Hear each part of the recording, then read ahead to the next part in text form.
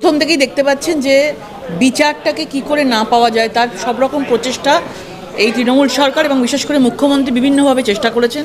CBI যত তদন্ত এগোচ্ছে, যত নানা রকমের অনেক কিছুর সন্ধান পাচ্ছে, তারা দেখছেন জুনিয়র ডাক্তারদেরও মনোবল অনেক বেশি বাড়ছে। ইচ্ছে করলে তারা এক চান্সে পারত কলকাতা পুলিশ, কিন্তু সেটাকে কি করে পিছিয়ে দেওয়া যায়, সেটাকে কি করে ধামাচাপা দেওয়া যায়, যার চেষ্টা করতে গিয়ে যে নোংরামোগুলো চলেছে, যেসব এভিডেন্স লোপাট করা চলেছে এবং ওপর থেকে থ্রেট কালচার চলছে, এবং সেটা আজকে সিবিআই হারে হারে টের পাচ্ছে, যে বুঝতে পারছে তদন্ত করতে গিয়ে। প্রত্যেক বছর যখনই বন্যা হয়, লাস্ট 13 বছর ধরে দেখে আসছি, তার আগে সিপিএমের আমলেও দেখেছি, যে একইভাবে কেন্দ্রীয় সরকারকে তারা টার্গেট করে এবং বারবার বলা হয় কেন্দ্রীয় সরকার জল ছাড়ছে, যে দোষীদেরকে আড়াল করবার চেষ্টা করছেন এবং দোষীদেরকে পুরস্কৃত করছেন, যেভাবে সন্দীপ ঘোষকে পুরস্কৃত করেছিলেন।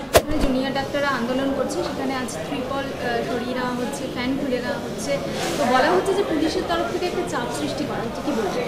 शुरू से ही आप लोग देख रहे थे कि বিচার আচ্ছা প্রথম থেকেই দেখতে পাচ্ছেন যে বিচারটাকে কি করে না পাওয়া যায় তার সব রকম প্রচেষ্টা এই তৃণমূল সরকার এবং বিশেষ করে মুখ্যমন্ত্রী বিভিন্নভাবে চেষ্টা করেছেন, কিন্তু তারপরেও একটা জায়গায় গিয়ে সিবিআই পৌঁছতে পেরেছে, যেখানে টালা থানার ওসিকে গ্রেপ্তার করা হয়েছে, তার আগে সন্দীপ ঘোষকে গ্রেপ্তার করা হয়েছে, এবং আস্তে আস্তে সিবিআই যত তদন্ত এগোচ্ছে, যত নানা রকমের অনেক কিছুর সন্ধান পাচ্ছে, তারা দেখছেন জুনিয়র ডাক্তারদেরও মনোবল অনেক বেশি বাড়ছে, এবং মনোবল বাড়ার থেকে তারা যেভাবে আন্দোলনে বসেছে, অনেকভাবে তাদেরকে ভয় দেখানো হলো, ওখানে অনেক কিছু থাকতে পারে বলা হলো, খাবারে বিষ মিশিয়ে দেওয়া হবে বললো, অনেক কিছু বলেও যখন যাচ্ছে না, তখন ওদের ওপর একটা বল প্রয়োগ করা হচ্ছে, যাতে ফ্যান খাট সরিয়ে নিলে যদি ডেকোরেটরকে হুমকি ধমকি দিয়ে সেগুলো যদি সরিয়ে নেওয়া যায়, তাহলে সেখানে থাকতে পারবেন না।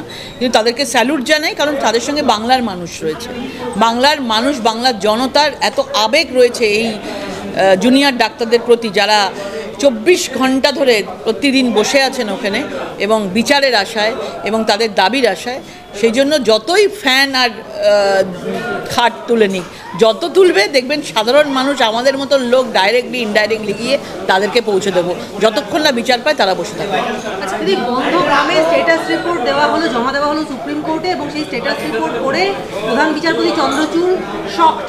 তিনি বলছেন যে যে আর দেওয়া হয়েছে সেই বিষয়টাকে সাধারণের সামনে বলা যাবে না, কিন্তু উনি অত্যন্ত বিচলিত, এই ওয়ার্ডটা ইউজ করা হয়েছে। এমন কি থাকতে পারে যে তিনি বিচলিত হয়ে পড়েন? বিচলিত হওয়ার মতোই ঘটনা, কারণ মধ্য কলকাতার মতো জায়গায় একটা সরকারি হসপিটালে একজন সরকারি নার্সের ডিউটি অবস্থায় একটা বাচ্চা মেয়ের এইভাবে মৃত্যু, এবং মৃত্যুর পরে যে বিভৎসভাবে মৃত্যু হয়েছে, রেপ করে মৃত্যু, এবং তারপরে মানে সেটা তো ইচ্ছে করলে তারা এক চান্সে পারত কলকাতা পুলিশ, কিন্তু সেটাকে কি করে পিছিয়ে দেওয়া যায়, সেটাকে কি করে ধামাচাপা দেওয়া যায়, যার চেষ্টা করতে গিয়ে যে নোংরামোগুলো চলেছে, যেসব এভিডেন্স লোপাট করা চলেছে এবং ওপর থেকে থ্রেট কালচার চলছে, এবং সেটা আজকে সিবিআই হারে হারে টের পাচ্ছে, যে বুঝতে পারছে তদন্ত করতে গিয়ে, এবং সেটা আজকে সুপ্রিম কোর্টের কাছে গিয়ে পৌঁছেছে, এবং সেই জন্যই তারা অত্যন্ত চিন্তিত হয়ে গেছে।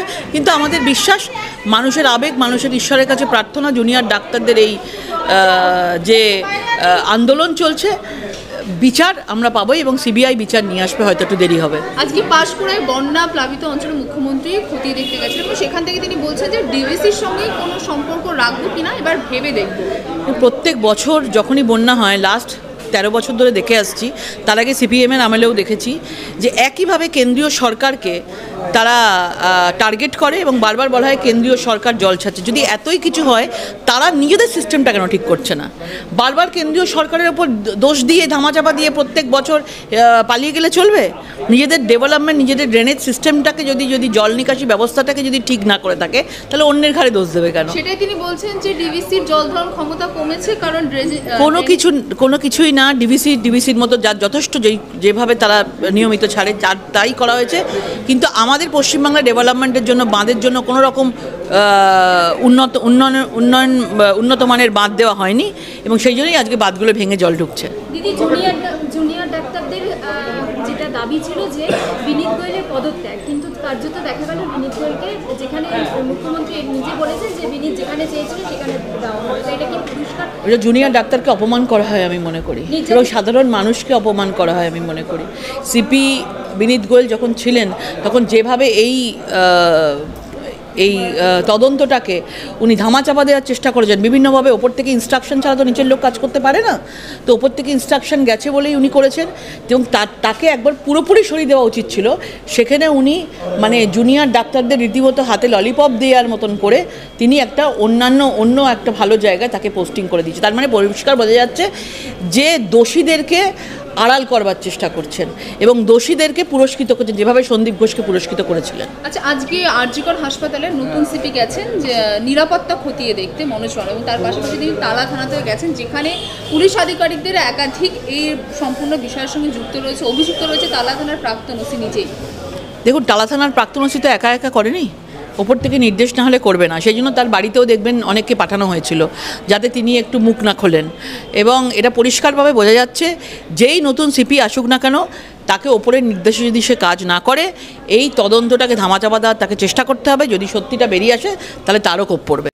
বাংলা হাটের আরো খবর দেখতে নজর রাখুন। বাংলা খবর মানেই বাংলা হাট।